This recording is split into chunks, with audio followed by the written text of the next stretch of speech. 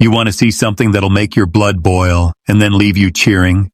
Picture this. Tuesday, March 15th, 3:47 p.m. I'm sitting in my corner office on the 23rd floor of the Meridian Tower in downtown Nashville, reviewing quarterly reports from our fintech subsidiary. My iPhone 14 Pro Max buzzes on my mahogany desk, the same desk where I'd closed deals worth millions, where I'd built an empire from nothing. If you're watching this, hit that subscribe button and let me know where you're watching from. I'd love to hear from you. The text was from Sarah, my wife of 8 years, the woman I'd trusted with my life, my business, my future. I'm taking half of everything. Divorce papers filed today. Don't try to hide any assets. My attorney knows about the offshore accounts. You're finished, Marcus. I stared at that message for exactly 47 seconds. I know because our office security system timestamps everything, and later, much later, that timestamp would become crucial evidence in a federal courtroom. She thought she was about to claim half of $2 million in declared assets. She had no idea about the $12 million sitting safely in Credit Suisse account number CH93007620111623852957, protected by Swiss banking secrecy laws, and a legal structure that had taken me 3 years to perfect. But here's the thing that really gets me, and what should terrify every successful business owner listening to this story. Sarah wasn't just leaving me. She wasn't just trying to take half of everything I'd built.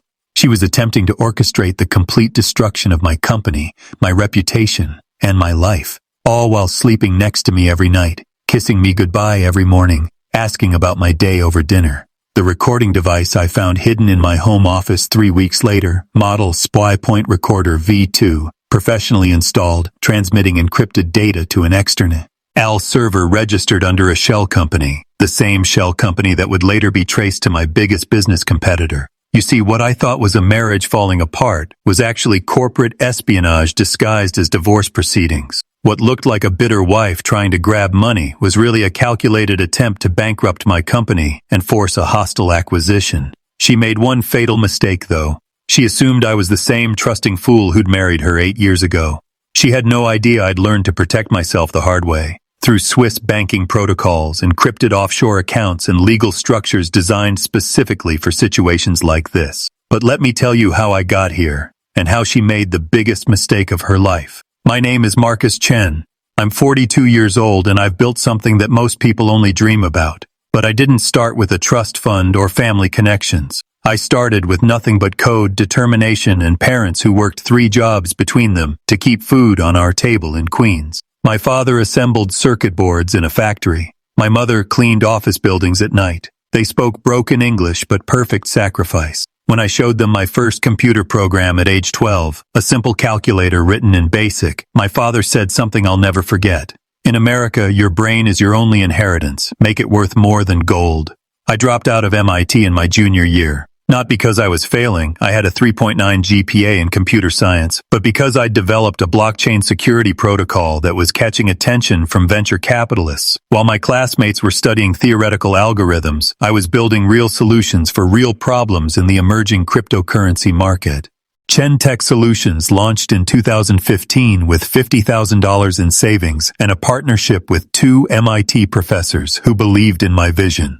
Our flagship product, Secure Chain Pro, provides enterprise-level blockchain security for financial institutions. Think of it as a digital fortress that makes cryptocurrency transactions unhackable. Military-grade AES-256 encryption with custom quantum-resistant algorithms.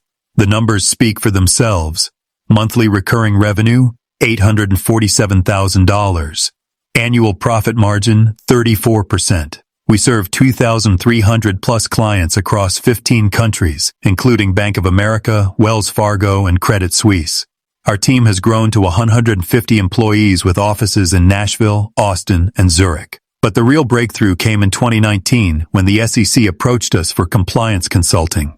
Financial regulators were struggling to understand blockchain technology, and we became their unofficial technical advisors. Our white papers on cryptocurrency security standards influenced federal regulations that are still in effect today. I've testified before Congress twice, once on digital asset protection, once on international banking security protocols. Industry recognition followed. Forbes 30 Under 30 in 2018 TechCrunch's Innovator of the Year in 2020. The Wall Street Journal featured our quantum-resistant blockchain architecture in a front-page story titled The Future of Digital Money. Revenue growth has been exponential. 2019, 3.2 million. 2020, 6.8 million. 2021, 8.9 million. 2022, 10.2 million. This year, we're projected to hit $12.4 million with profit margins that would make Fortune 500 companies jealous. Our Swiss subsidiary, established in 2020, handles European clients and international compliance. That's where I learned about Swiss banking laws, asset protection strategies, and financial privacy rights that don't exist anywhere else in the world. When you're managing cryptocurrency transactions worth hundreds of millions, you need Swiss-level security and discretion. I met Sarah in 2015 at a tech conference in Austin. She was working as a marketing consultant for startups, brilliant at translating complex technology into compelling business narratives. She helped us land our first major client, a $200,000 contract that literally kept the lights on during our second year. We married in 2016, small ceremony, just family and close friends. Sarah insisted on a prenuptial agreement, said it was just a formality to protect both of us. I was so in love, so trusting, so focused on building the business that I barely read the document my attorney drafted. She signed it immediately. 8 years of marriage, 8 years of building something incredible together. She knew every detail of our business operations, had access to our financial systems, attended client meetings, traveled with me to conferences. I trusted her completely. I thought I had the perfect marriage to match my perfect business. I was dead wrong. The changes started in January, subtle at first. Sarah had always shown polite interest in the business, asking about major deals, celebrating big wins, offering marketing insights when I needed them. But she'd never cared about the technical details, the financial structures, the international compliance requirements that kept me awake at night. Then suddenly, she did. "Tell me again how the Swiss subsidiary works," she asked one evening in February. We were having dinner at Etch Restaurant, celebrating our 8th wedding anniversary. "The banking relationships, the reporting requirements. I want to understand it better." I explained our international structure. Chentech Suisse AG, registered in Zug, managed cryptocurrency compliance for European clients. Swiss banking relationships allowed us to maintain client funds in secure, regulated accounts while providing privacy protections unavailable in the U.S. "But how much is actually held there?" she pressed. "Like, if something happened to the main company, would those accounts be affected?" Red flag number 1. I should have seen it. 3 weeks later, our office security system captured something interesting. Sarah had visited during lunch on February 28th, ostensibly to drop off my forgotten laptop charger. But the digital logs showed she'd used her keycard to access not just my office but also our server room and the financial records archive. Security footage timestamp: 12:47 p.m. to 1:23 p.m., 36 minutes. More than enough time to photograph documents, copy files, or plant surveillance equipment. Red flag number 2. Then came the questions about our clients. "That Deutsche Bank contract you mentioned, how much is that worth annually? And, didn't you say Credit Suisse handles some kind of special accounts for us?" Sarah had never asked about client relationships before. Marketing consultants understand the value of business relationships, but they don't typically probe for specific financial details about international banking partnerships. Red flag number 3. The GPS tracking data from her iPhone, which I only discovered later, showed a pattern of meetings that made no sense. Tuesdays and Thursdays, 2 o'clock p.m. to 3:30 p.m. at the offices of Morrison Kincaid Associates, one of Nashville's most aggressive divorce law firms. But the smoking gun came on March 8th, exactly 1 week before that devastating text message. I was working late in my home office, debugging a critical security patch for our European servers. Sarah thought I was at the downtown office. I'd told her I'd be working there until midnight. Instead, I'd come home around 9 p.m. to grab some files and decided to work from the house. As I reached for a legal pad in my desk drawer, my fingers touched something that shouldn't have been there. A small electronic device, no bigger than a matchbox, attached to the underside of the drawer with industrial adhesive. Spy Point Recorder V2, professional-grade surveillance equipment, real-time audio transmission, 72-hour battery life, encrypted data upload to external servers. Retail price, $447. This wasn't some Amazon spy gadget. This was equipment used by private investigators and corporate espionage specialists. I left it exactly where I found it. but I started being very careful about what I said in that office. The next day, I hired Davidson Digital Forensics to conduct a sweep of our entire house and business premises, led by Dr. Jennifer Walsh, a former NSA cybersecurity specialist with 23 years of experience in electronic surveillance detection. Her report was chilling. 3 surveillance devices total, 1 in my home office, 1 in our master bedroom, and 1 hidden inside my car's dashboard, all transmitting to the same encrypted server farm registered under Meridian Holdings LLC, a shell company with no identifiable ownership. But here's what I didn't know. She'd been planning this for over 2 years. Looking back now, with all the evidence laid out like pieces of a jigsaw puzzle, I can see exactly when Sarah stopped being my wife and started being an intelligence operative. We met at South by Southwest in Austin, March 2015. I was presenting our blockchain security protocol to a room of maybe 30 people, mostly developers and a few venture capitalists who were just starting to understand cryptocurrency's potential. Sarah was in the back row, taking notes on everything I said. After my presentation, she approached with the kind of questions that impressed me. Technical questions about encryption methodologies, practical questions about market implementation, strategic questions about regulatory compliance. She wasn't just pretty, she was brilliant. I run marketing for 3 fintech startups, she told me over coffee that same afternoon. But I've never seen a security architecture like yours. This could change everything. 6 months of long-distance dating. Sarah flying from Austin to Nashville every other weekend, helping me refine our business pitch, connecting me with potential investors, crafting the marketing messages that would eventually land our first major clients. She moved to Nashville in September 2015. By December, we were talking about marriage. By February 2016, she was fully integrated into every aspect of Chen Tech's operations. You need someone who understands both the technology and the business, she said when I offered her the VP of marketing position. I want to build this with you. And she did build it. Our first major breakthrough, the $200,000 contract with Regions Bank, came through a contact Sarah had cultivated. Her marketing campaigns increased our client base by 340% in our second year. Revenue growth that should have taken 5 years happened in 18 months. Sarah had access to everything. Financial statements, client contracts, international banking relationships, compliance documentation. She attended board meetings, participated in strategic planning sessions, traveled with me to conferences in Switzerland, London, and Hong Kong. The prenuptial agreement she insisted upon should have been another red flag. Most people avoid prenups. They're uncomfortable, unromantic, imply distrust. But Sarah pushed for it. We're both bringing assets and business relationships into this marriage, she explained. A prenup protects both of us if something goes wrong. My attorney, James Morrison, yes, the same Morrison from the law firm she was secretly meeting with, drafted a standard agreement, community property protections, asset division formulas, business valuation methods. Sarah signed it immediately, without requesting any changes or bringing her own attorney. At the time, I thought she was being reasonable and forward-thinking. Now I understand she was gathering intelligence about our legal vulnerabilities. The warning signs were subtle but consistent. Her unusual interest in our Swiss banking relationships. Questions about cryptocurrency storage protocols that went beyond marketing necessity. Curiosity about our disaster recovery plans and backup systems. If something happened to you, she asked one evening in 2018, how would the business survive? Where are the emergency protocols? Who has access to what accounts? I explained our succession planning, thinking she was concerned about our financial security.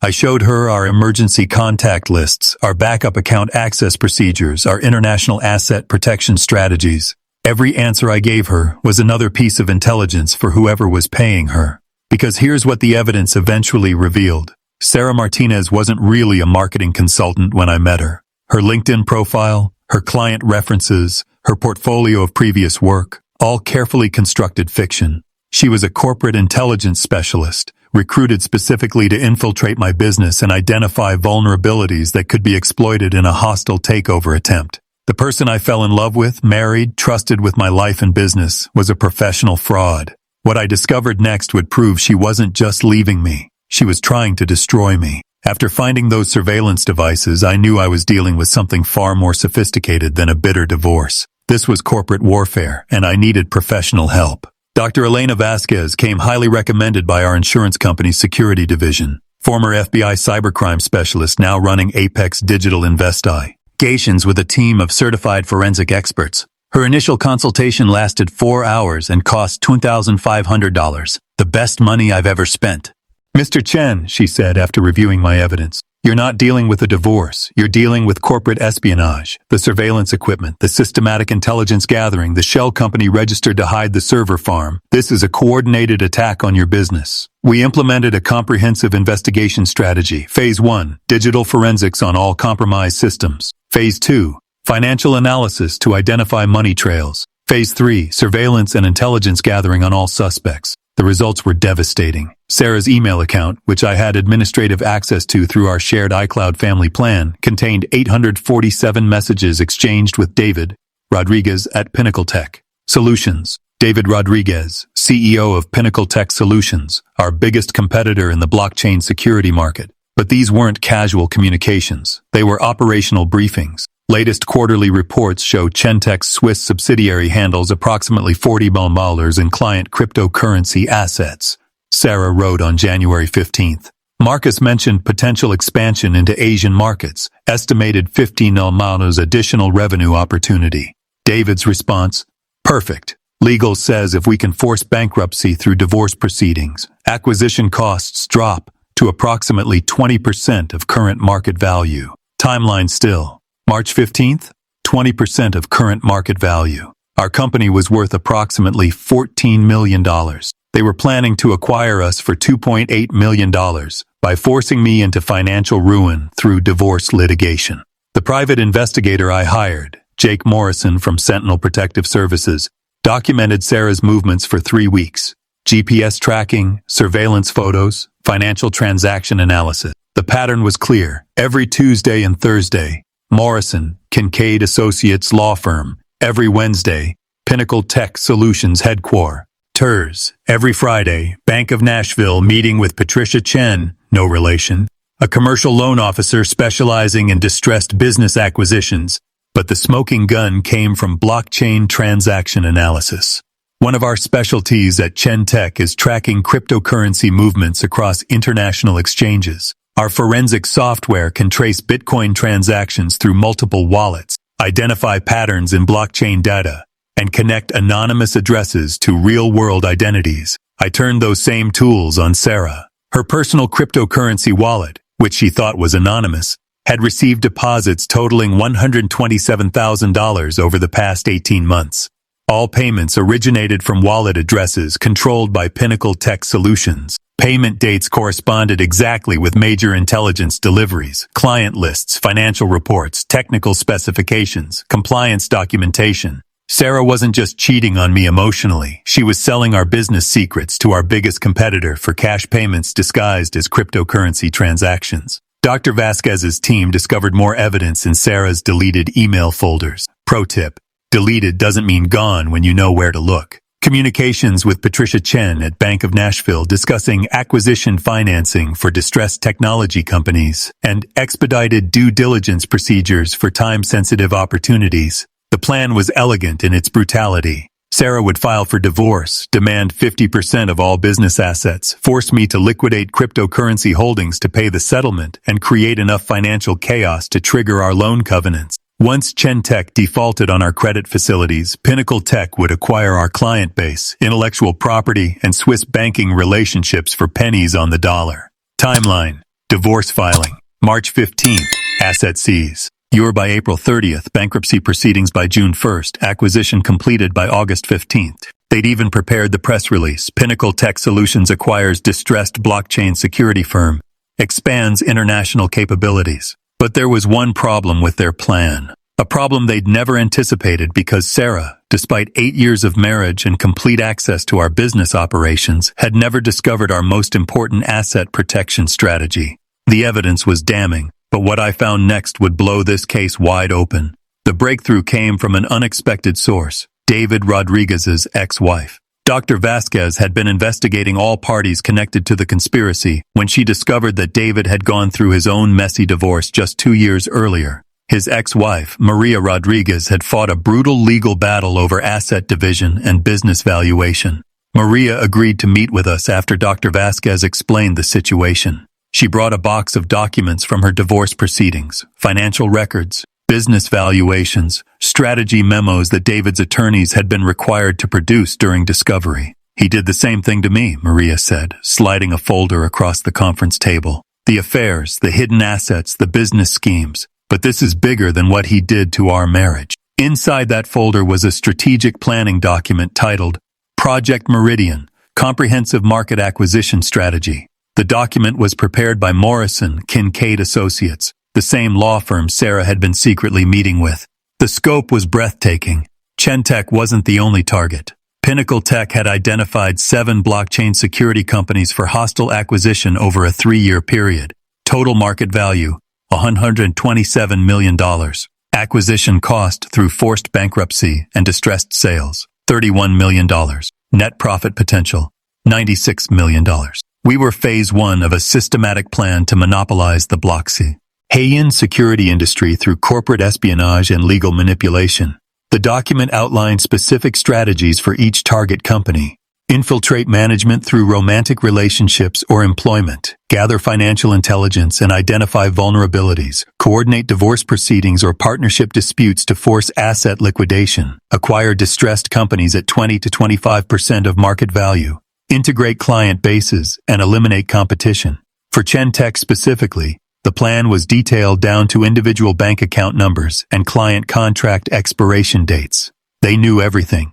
Our Swiss subsidiary structure, our Credit Suisse banking relationships, our cryptocurrency storage protocols, our compliance procedures, everything except the $12 million in account numbers CH930762011623852952957. But the real smoking gun was audio recordings Maria had made of conversations with David during their own divorce proceedings. Her attorney had advised her to document everything, and she'd legally recorded discussions about David's business practices. In one recording, dated March 3rd, just 12 days before Sarah's text message, David's voice was crystal clear. Sarah's doing exactly what we planned.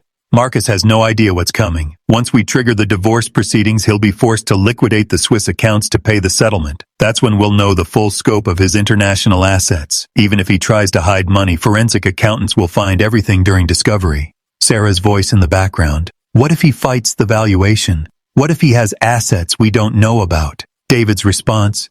Impossible. You've had 8 years to map every account, every relationship, every financial structure.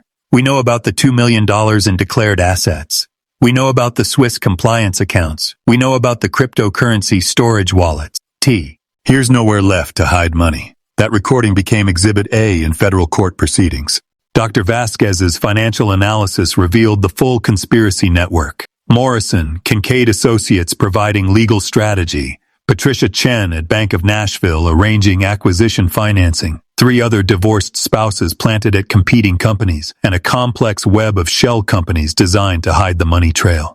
SEC filings showed that Pinnacle Tech had raised $47 million in expansion capital from private equity investors specifically for acquiring distressed technology companies, the same investors who would profit from Chentech's forced bankruptcy. But they had one fatal flaw in their plan. They didn't know about Switzerland. While Sarah and David were planning my destruction, I was quietly assembling the most expensive legal team money could buy. But I didn't hire them to fight the divorce. I hired them to prepare a counterattack that would destroy everyone involved in the conspiracy. The team leader was Jonathan Weber, senior partner at Weber, Hoffman Associates, specialists in international financial crimes.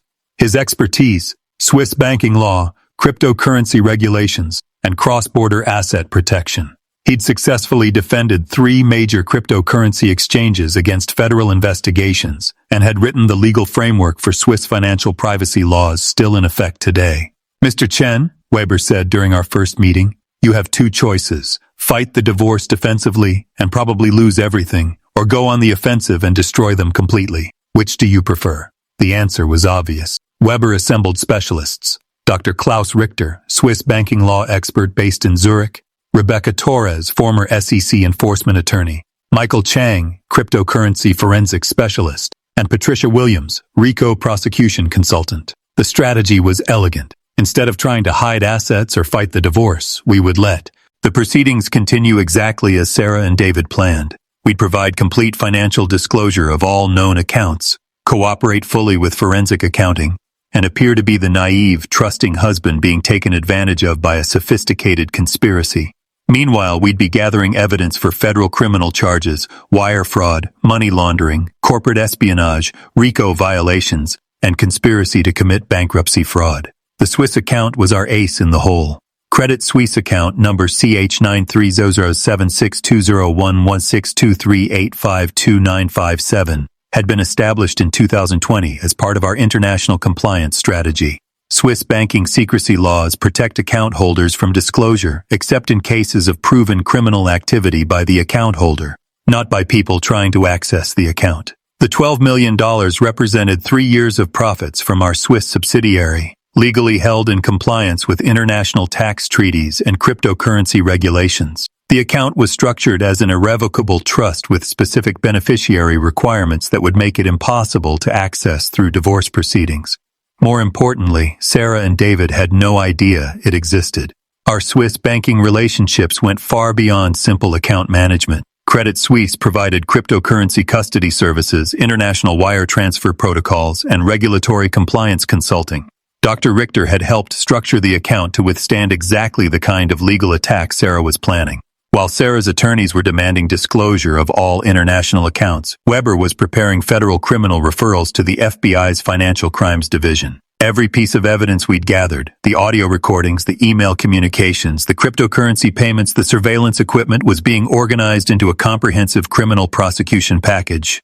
The psychological warfare was crucial. Sarah needed to believe her plan was working perfectly. So I played the part of the devastated husband, seemingly caught off guard by the divorce filing, cooperating fully with all discovery requests, appearing to have no choice but to liquidate assets to pay the settlement. Every Tuesday and Thursday, Sarah continued meeting with her divorce attorneys, reporting back to David about my apparent cooperation and financial desperation. Every Wednesday, she met with David to plan the next phase of their acquisition strategy. They had no idea that every meeting was being legally recorded by Dr. Vasquez's surveillance team. The final pieces fell into place on March 28, 13 days after Sarah's text message. Weber filed sealed federal criminal complaints against all conspiracy participants while simultaneously preparing our response to the divorce proceeding. The timing had to be perfect. Sarah and David needed to walk into that courtroom believing they were about to achieve total victory, completely unaware that federal agents were waiting in the hallway with arrest warrants. The day of reckoning arrived, and she walked right into my trap. April 15, 2023. Davidson County Courthouse, Division 3, Judge Margaret Harrison presiding. Sarah walked into that courtroom wearing a navy blue power suit and the confident smile of someone who believed she was about to claim $7 million in assets from her naive, trusting husband. Her attorney, Robert Morrison, carried 3 banker's boxes filled with financial documentation, asset valuations, and evidence of my apparent attempts to hide money. David Rodriguez sat in the gallery behind Sarah, pretending to be a supportive friend while actually monitoring his investment in the most expensive corporate espionage operation in Nashville's history. I sat at the defendant's table with Jonathan W. Eber, playing the role of the confused, overwhelmed businessman who'd been caught completely off guard by his wife's betrayal. My performance was Oscar-worthy. "Your Honor," Morrison began, "Mr. Chen has systematically attempted to hide marital assets through a complex web of offshore accounts and cryptocurrency transactions. We're requesting immediate seizure of all international accounts and appointment of a receiver to manage business operations during these proceedings." He presented evidence of our Swiss subsidiary, our Credit Suisse banking relationships, our cryptocurrency storage protocols, everything Sarah had gathered during 8 years of marriage, perfectly organized for maximum legal impact. "Mr. Chen claims business assets of only $2 million, Morrison continued, but bank records show international wire transfers totaling over $15 million during the past 3 years. We have evidence of multiple Swiss accounts, cryptocurrency wallets, and business relationships designed specifically to avoid asset division in divorce proceedings." Judge Harrison reviewed the documentation. "Mr. Weber, how does your client respond to these allegations?" Weber stood slowly, professionally. "Your Honor, my client has been completely transparent about all business operations and financial relationships. Every international account has been properly disclosed. Every cryptocurrency transaction has been documented in accordance with SEC regulations, and every business relationship has been conducted in full compliance with banking laws. Then why, Morrison demanded, are there 15 million in international wire transfers that don't correspond to any accounts listed in financial disclosure documents? Weber smiled. Because, Your Honor, those transfers represent legitimate business operations of Chentech Suisse AG, our Swiss subsidiary, which maintains client cryptocurrency as sets in regulated banking relationships. Every dollar can be accounted for and is fully documented. This was the moment Sarah and David had been waiting for. They believed Weber was admitting to hidden assets that could be seized through the divorce proceedings. Morrison pressed his advantage. Your Honor, we request immediate court orders requiring disclosure of all Swiss banking relationships, all cryptocurrency storage locations, and all business accounts maintained by Chentech Suisse AG. Granted, Judge Harrison ruled. Mr. Weber, your client has 30 days to provide complete documentation of all international financial relationships. Weber nodded respectfully. Thank you, Your Honor. However, before we proceed with asset disclosure, I have a motion to file regarding criminal violations that have come to light during our investigation of this matter. The temperature in that courtroom dropped 10 degrees. Weber opened his briefcase and removed a sealed envelope. Your Honor, I'm filing a motion to stay all divorce proceedings pending federal criminal investigation of wire fraud, money laundering, corporate espionage, and conspiracy violations involving Mrs. Chen and multiple co-conspirators. Sarah's confident smile disappeared. Morrison jumped to his feet. Your Honor, this is clearly a desperate attempt to delay legitimate divorce proceedings. Mr. Chen cannot make criminal accusations against his wife simply to avoid asset division. Weber handed copies of federal criminal complaints to Morrison, to Sarah, and to Judge Harrison. Your Honor, these are not accusations. These are federal indictments unsealed this morning by the Middle District of Tennessee. Mrs. Chen, Mr. David Rodriguez of Pinnacle Tech Solutions, and Mr. Morrison himself are named defendants in a federal conspiracy case involving corporate espionage and fraud. Sarah went white. David Rodriguez stood up in the gallery, looking around desperately for an exit. The evidence includes audio, recordings of planning sessions, documentation of cryptocurrency payments totaling $127,000 made to Mrs. Chen in exchange for proprietary business information and surveillance equipment discovered in Mr. Chen's home and office. Judge Harrison studied the federal documents. Mr. Morrison, are you aware that you're named as a defendant in federal criminal proceedings? Morrison was frantically reading the indictment. Your Honor, this is the first I'm hearing of any criminal allegations. Your Honor, Weber continued, the evidence will show that this divorce was never about marital discord. It was a coordinated attack designed to force Chentech into bankruptcy so that Pinnacle Tech Solutions could acquire our client base and intellectual property for approximately 20% of market value. That's ridiculous, David Rodriguez shouted from the gallery. I don't even know what he's talking about. Weber smiled. Mr. Rodriguez, I believe you'll have an opportunity to explain your position to federal prosecutors. Agents are waiting outside to serve arrest warrants. As if on cue, the courtroom doors opened and 3 FBI agents entered. But the real surprise was still coming. Agent Patricia Davis from the FBI's Financial Crimes Division approached the bench with federal arrest warrants for Sarah, David Rodriguez, and Robert Morrison. The courtroom erupted into chaos as the full scope of the conspiracy became clear. Your Honor, Agent Davis announced, these individuals are under arrest for federal conspiracy charges including wire fraud, money laundering, and corporate espionage. We have audio evidence, financial transaction records, and surveillance documentation proving a systematic plan to defraud Chentech Solutions through false divorce proceedings. Sarah sat frozen at the plaintiff's table, staring at the arrest warrant with her name on it. The confident woman who texted me about taking half of everything was now facing 20 years in federal prison. David Rodriguez was being handcuffed in the gallery, still protesting his innocence even as Agent Davis read from transcripts of his own recorded conversations about the acquisition timeline and distressed asset purchase strategies. But Judge Harrison wasn't finished with the proceedings. Mr. Weber, she said, before we address these criminal matters, I want to understand the asset situation. You've stated that your client has been fully transparent about all financial relationships. Are there additional assets that weren't disclosed in the original filings? Weber nodded respectfully. Your Honor, my client disclosed all assets required under Tennessee law. However, there are assets held in international trust structures that aren't subject to community property division under our prenuptial agreement. He opened his briefcase and removed banking documents with the Credit Suisse letterhead. Account MAS CH93007620116238529527, established in 2020 as an irrevocable trust under Swiss banking law. Current balance, $12,347,829. These funds represent profits from our Swiss subsidiary operations, legally protected under international banking agreements and cryptocurrency regulations. The courtroom went silent. Morrison, even as he was being handcuffed, managed to sputter, "Your Honor, that account wasn't disclosed in any financial documents. This is exactly what we were alleging, hidden assets designed to avoid divorce settlement." Weber's response was devastating. "Mr. Morrison, Swiss banking secrecy laws prevent disclosure of trust accounts except in cases where the account holder is charged with criminal activity. My client isn't the one facing federal charges today." Judge Harrison studied the banking documents.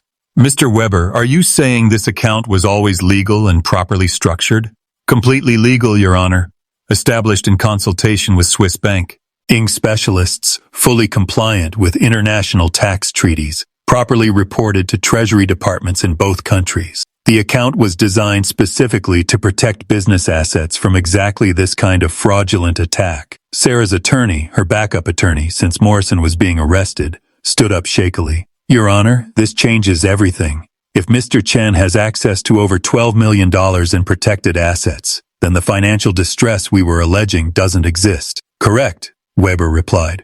"My client was never in financial distress. The divorce proceedings were always fraudulent, designed to force bankruptcy for the benefit of Pinnacle Tech Solutions' acquisition strategy."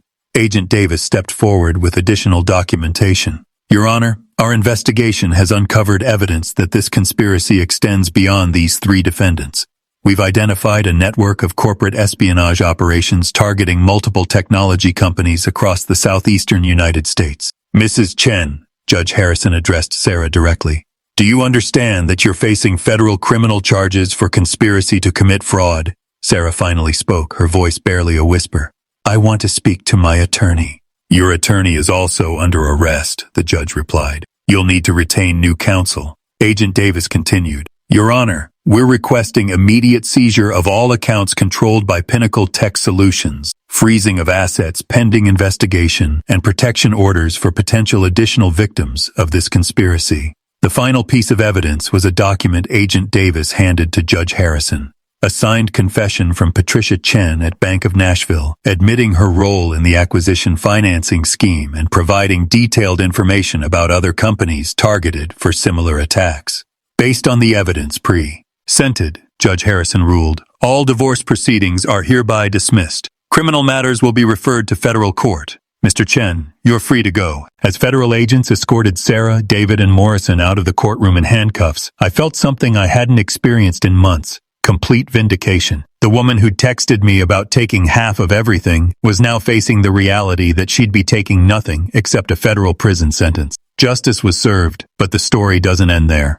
2 years later, I'm sitting in the same corner office where this story began, but everything has changed. Sarah was sentenced to 63 months in federal prison after pleading guilty to conspiracy charges. David Rodriguez received 78 months and was ordered to pay $4.2 million in restitution.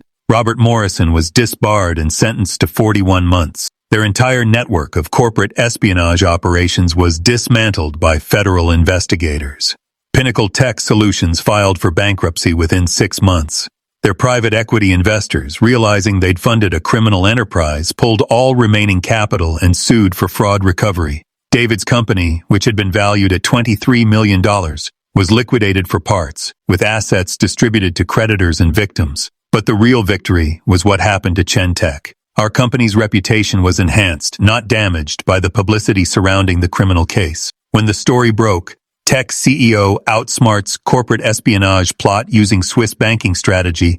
We received inquiries from 47 new potential clients within a month. Current company valuation, $23.8 million. Annual revenue, $14.2 million. We've expanded to 200-plus employees with new offices in London and Singapore. The Swiss subsidiary now manages over $180 million in client cryptocurrency assets, making us one of the largest blockchain security firms in Europe. I remarried in December 2024. Her name is Dr. Amanda Foster, a cybersecurity professor at Vanderbilt University, with her own successful consulting practice. We met at a conference on international financial security, the same type of event where I'd met Sarah 9 years earlier. But this time, I did my homework first. Amanda underwent a complete background investigation before our first official date. Financial history, professional references, criminal background check, even interviews with her ex-husband and former business partners. Not romantic perhaps, but absolutely necessary for someone in my position. Our prenuptial agreement runs 47 pages and includes provisions for corporate espionage, financial fraud, and intellectual property protection. Amanda insisted on adding her own asset protection clauses. We understand each other. The lessons learned from this experience have become part of Chentech's consulting services. We now offer corporate espionage protection packages for business owners, including spouse background investigations, asset protection strategies, and digital security protocols. Our most popular service, the SARA Protocol, a comprehensive program designed to identify and prevent infiltration of businesses through romantic or marriage relationships.